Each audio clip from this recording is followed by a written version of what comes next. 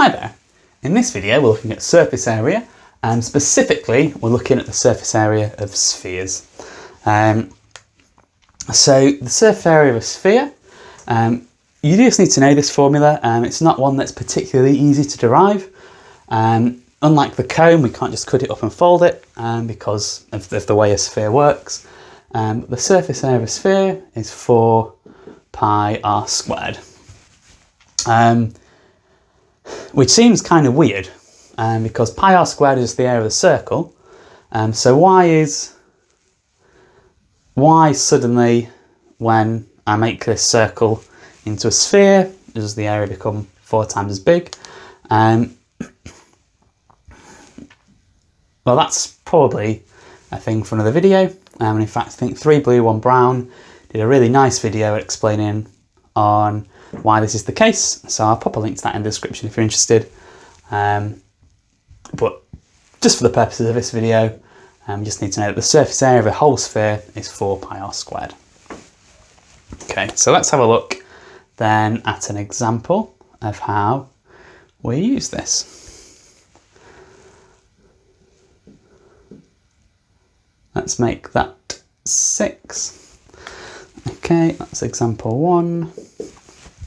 Okay, so we know the radius is 6, so we get that the surface area. So you'll notice that in this one I've not labelled the sides up.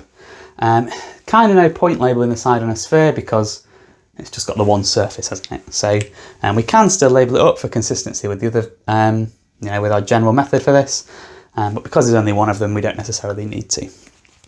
It's not always the case. And actually later in this video we'll look at one where we do need to label it up. The surface area of the sphere is just 4 times by pi times by the radius squared, which is 4 times by pi times by 6 squared. And well, 6 squared is 36, so we get 4 times by 36 times by pi. 4 3s are 120, 6 4s are 24, so we get 144 pi centimetres squared. So we've got a sphere as a whole sphere. It's not too tricky, we just apply the formula. Again, we've got to be quite careful. If we were given the diameter, it does ask for the radius in the formula, so we do need to use the radius. Well, but let's move on to a slightly trickier example. Okay, so on to our next example. So this time we've not got a sphere, we've got a hemisphere. So our strategy from one of the videos is going to be applicable here. We need to label up the sides and find the area of each of the faces or surfaces. So we have this circular face on the top, that's number 1, and then we've got this curved face on the bottom, which is number 2. So let's just have a look at number 1 first of all. Number 1's fairly easy. It's just a circle, and we know the area of a circle is pi times by the radius squared. I do have to be a little bit careful, and we're not given the radius, we're given the diameter, but that tells me that the radius is 5. So we get pi times by 5 squared, which is 25 pi centimetres squared. So the area of the circular surface is 25 centimetres squared. Let's move on to the slightly trickier surface, which is this hemispherical surface on the bottom. Okay, so again, whenever we've got part of a sphere or part of a circle, our general strategy is always going to be the same. We pretend we've got the whole thing, and then we find a fraction of it. In this case, it's half, so we'll take a half of it. So the area of the whole sphere is going to be 4 pi r squared. And again, the radius is still 5, and so that gives me 4 pi times by 5 squared.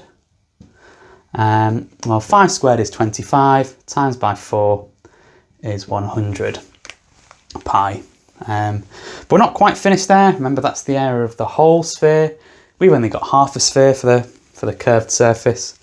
So the area of the hemisphere that we're after is equal to a half of 100 pi which is just 50 pi. So we've worked out the area of 1, 25 pi. We've worked out the area of 2 is 50 pi. So now we can add these two things together to work out the total surface area. Well, 50 pi plus the 25 pi is equal to 75 pi. Good. So you might have noticed that this area is exactly half of this area. And that's no coincidence, because if the surface area of a full sphere is 4 pi r squared, and the surface area of half, or the curved area of half a sphere, is going to be 2 pi r squared, which is double the area of this face on top.